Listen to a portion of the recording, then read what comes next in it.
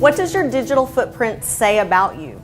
Does your digital footprint look like your real life footprint? I did my research on cyberbullying, and so that research, my presentation, I did lots of presentations because the topic was, perceptions of secondary school administrators on cyberbullying in the state of Texas. And so I surveyed secondary school administrators and then also did follow-up interviews with people that wanted to do that so that I would get a good picture of this. Well, as you can imagine, I ended up doing speaking engagements about my research and talking about what cyberbullying and what that is and what we can do about it.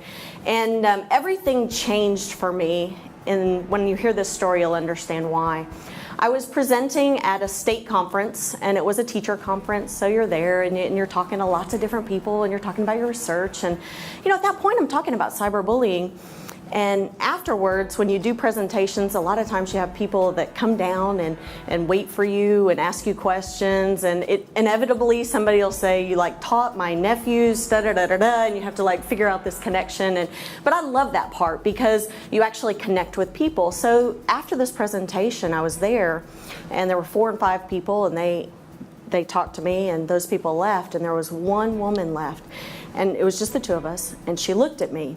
And she started to say, "I cannot thank you enough." And she barely got the G and the H out when she began to cry hysterically. And when she began to cry, I knew that it was a cry of somebody that was in pain because someone she loved had been through something terrible related to the digital environment and how they were treated. And it was that moment that I switched talking about cyberbullying.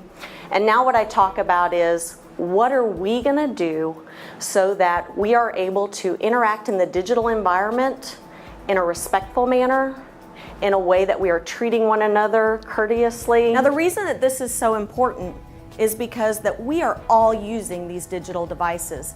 In fact, as we look to our industries, as we look to education, we're encouraging it because of the collaborative and the ease of communicating. But we're forgetting that there is some proactive elements that we need to be talking about related to it. What does your digital footprint say about you? Does your digital footprint look like your real life footprint? Are the places that you go digitally the same places and the same things that you uphold as you walk through your daily life? I went from a person talking about the negative digital environment to what do we need to do to make our world a place where people are thinking about positive, proactive communication online. And so, with those clicks of a button, it can change the course of your life.